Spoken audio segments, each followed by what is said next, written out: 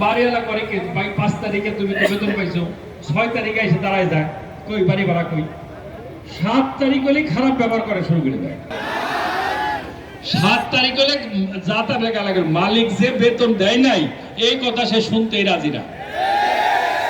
ওই গাড়ির পরে দাঁড়ায় থাকে, কয় কি বাড়ি ছেড়ে দাও, যে টাকা দিয়ে বাড়ি ছাড়ো, আমার ভাড়াইটার অভাব নেই। এরকম ভাবে আমার লোকজনের সাথে খারাপ ব্যবহার করে। আর ওরা তো বাড়িওয়ালার সাথে পারে না, ওরা পারে আমার সাথে। ভাই যাও ভাঙো ভাঙো, মনের আনন্দে ভাঙো, তাই না? মনের আনন্দে ভাঙো। কার সম্পত্তি ভাঙো? তোমার সম্পত্তি, তোমার কপাল ভাঙো। কিন্তু এইটা তো এখন তো ঠিক কাও, কিন্তু ওই সময় তো সুইপ করে চলে যাও।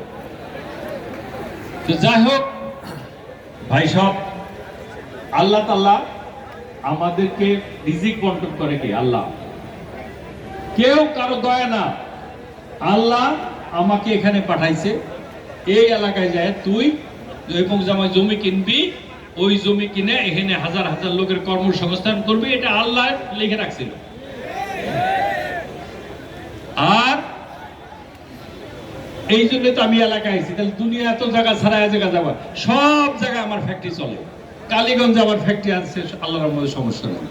টঙ্গীতে আমার ফ্যাক্টরি আছে, সমস্যা নেই। আমার গাজীপুরে ফ্যাক্টরি সব আছে, সমস্যা নেই। সব সমস্যা এই জায়গায়।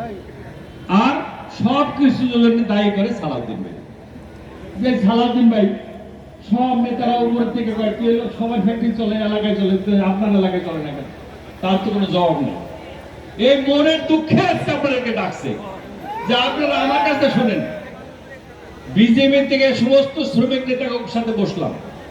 শ্রমিক নেতারা বললো যে আমরা তো ভাই বুঝি, তারপরেও দেখেন আমরা তো নাইমে যখন রাস্তায় গেছে খালি হাতে তো আর উপরে পাঠাইতে পারি না, কিছু একটা দেন।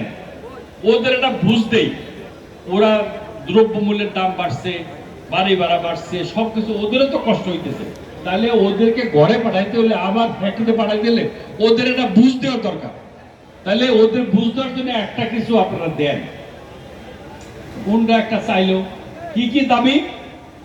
1 নম্বর দাবি হলো যাদেরকে কালো তালিকাভুক্ত করা হয়েছে যে শ্রমিকদেরকে, তাদেরকে আবার নিয়োগ দিতে হবে, তাদেরকে সুযোগ দিতে হবে। কালো তালিকাভুক্ত মানে কি? এখন তো ওই সিসিটিভি ক্যামেরায় সব দেখা যায় কে গোলমাল করতেছে। কাজটা বন্ধ করলো কে? ওই সিসিটিভিতে দেখা যায়। ওই ম্যানেজমেন্ট সব জানে প্রথম কাজটাকে বন্ধ করলো, স্লোগানটা দিল কে, তাহলে ওরে আগে বের করো। তো এরকম ভাবে সবাই বের করে দিছে। বের করে দেওয়ার পরে আবার নিরীহ লোক কিছু লোক বের করে দিছে, যে কোনো কারণে হোক সুপারভাইজার লাইন চিফের সাথে প্রতিবাদ করছে, ওরে ওই কালো তালিকাভুক্ত করে দিছে। সুপারভাইজার লাইন চিফ অনেক সময় খারাপ ব্যবহার করে, তার প্রতিবাদ করলে ও খারাপ বেরো। যাই হোক, অনেকগুলো এদের ভিতরে অনেক ক্ষোভ আছে, এদের মধ্যে অনেক কষ্ট আছে, কিন্তু মালিকরা থাকে ঢাকা, কথা বলার জায়গা পায় না, এই জন্য মাঝে মাঝে এরা বিদ্রোহ করে। ঠিক আছে না? এই জন্য বিজেপি শ্রমিক নেতারা বললো এই কালো তালিকাভুক্ত বাতিল করো। আমরা এটা বাতিল করে দিছি। এখন আর একটা হলো, মালিকরা দেখলো সমস্ত ঝামেলা করে ছেলেরা, মেয়েরা ঝামেলা করে বাসার মধ্যে, কিন্তু কর্মস্থলে যায় ঝামেলা করে না। ওরা ঠিক মতন কাজ করে। এই জন্য ছেলে কমাই দিয়ে মেয়ে নেওয়া দেন। আর বাইরেও চায় তোমরা মেয়েদেরকে প্রমোট করো, ছেলেরা তো চালাকে বুঝা বলাইছে। এই জন্য ওরা 70% ছেলে নিতে হবে আর 30% মেয়ে। এই জন্য আবার মেয়ে যদি কমাই দিয়ে যায়, তাহলে আবার বিভিন্ন বিদেশিরা বলবে তাহলে আমরা মেয়েদেরকে প্রমোট অর্ডার দেবো না, কম হয়ে যাবে। এইটা আমার জন্য, সব ফ্যাক্টরির জন্য। এখন কথা হলো যে ভাই, এই গত মাসে কাজ হয় নাই, এই মাসে কাজ হয় নাই, শতকরা 76টা ফ্যাক্টরিতে বেতন দিতে পারে নাই। এখন যে অবস্থায় চলছে, প্রত্যেকটা মালিক অনির্দিষ্টকালের জন্য ফ্যাক্টরি বন্ধ করে দিছে, যে আমরা ফ্যাক্টরি চালানোর মতো অবস্থা নাই, যাক আল্লাহ যা ভাগ্যে রাখতো। কেন একটা ফ্যাক্টরি নিজের চোখের সামনে যে ওয়ার্কার এই ফ্যাক্টরিতে তার রুজি হয়, তার সে এই ফ্যাক্টরি যদি ভাঙতে পারে, এই পাশ তার সহযোগিতায় পাশের ফ্যাক্টরি থেকে এসে তার সামনে ভাঙে, সে প্রতিবাদ করে না, তাহলে এই ফ্যাক্টরি আর চালাই লাভ নেই।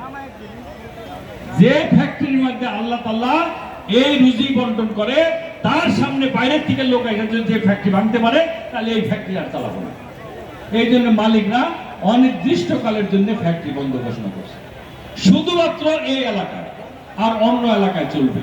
তাহলে এই আপনার আমার প্রতি দায় দায়িত্ব আসে না? এলাকার বাড়িওয়ালা, এলাকার এই এলাকার যারা মুরব্বী আছি, বাড়িওয়ালা আছি, সাধারণ মানুষ, আপনার উপরে দায় দায়িত্ব। কোনো অসুবিধা থাকে মালিক তো মেনে নিছে, আবার 6 মাস পরে 3 মাস পরে আবার দরকার হলে কথা কবি, দরকার তোদের পক্ষে যে আমরা কথা বলবো, কিন্তু এই প্রতিষ্ঠানকে ধ্বংস করিস না। কাস্টমাররা তারা অলরেডি বুঝে ফেলাইছে এই আশুলিয়া বাংলাদেশে এই গার্মেন্টস আর চলবে না, এই ভবিষ্যৎ শেষ। তারা পার্শ্ববর্তী দেশ পাকিস্তানে চলে যাচ্ছে অলরেডি। প্রত্যেকদিন বললি ভাই আর একটা দিন দেখো, প্রত্যেকদিন বলি please give me one more day, আমাদের ওয়ার্কাররা বুঝবে। তো প্রত্যেকদিন বলি আর একটা দিন দেখো, আর আমার কথা বিশ্বাসই করবে। এখন অলরেডি শুরু হয়ে গেছে। এখন আমি আপনাদের এতগুলো হাজার হাজার লোকের সামনে বলতেছি, এখন 76টা ফ্যাক্টরিতে বেতন দিতে পারে না গত মাসের, আজকে 11 তারিখ। কিভাবে আর যেন আমার ফ্যাক্টরি যদি একবার খুলি সম্ভব না, তাহলে আজকের পরে যদি আমরা হেরে যাই, তাহলে তো আর আসতে পারবো না, বায়ারদের কাছে আর বলতে পারবো না। এই সমস্ত মিডিয়া দেখেন ডাইরেক্টলি দেখাচ্ছে, রেকর্ড করতেছে, ইউটিউবে চলে যাবে। তো সেই কারণে আপনাদের কাছে আমার অনুরোধ, ভাই যদি গাছ বেঁচে থাকে ফল আপনি পাবেন, কম পান বেশি পান। তাই এইটাকে বাঁচায় রাখেন, এইটাকে বাঁচায় রাখেন, দেখবেন আপনি ফল পাবেন, কম পান আর বেশি পান। আপনারা অতি সত্বর মালিকদেরকে আশ্বস্ত করেন, মালিকরা যেন আপনাদের আশ্বাসে ফ্যাক্টরি খুলতে পারে, এবং বিদেশিরা যে মন ভেঙে গেছে অন্য দেশে চলেছে তাদেরকে যারা ফিরে নিয়ে আসতে পারে, আর যে মালগুলো আটকা পড়ছে ফ্যাক্টরির মধ্যে সেইগুলো যাতে আমরা দ্রুত পাঠাইতে পারি সেই ব্যবস্থা করবেন। এই আহ্বান রেখে এই মিটিং এর আয়োজন যারা করেছেন সকলকে এবং যারা আসছেন সকলকে ধন্যবাদ জানিয়ে আমার বক্তব্য শেষ করছি। খুদা হাফেজ।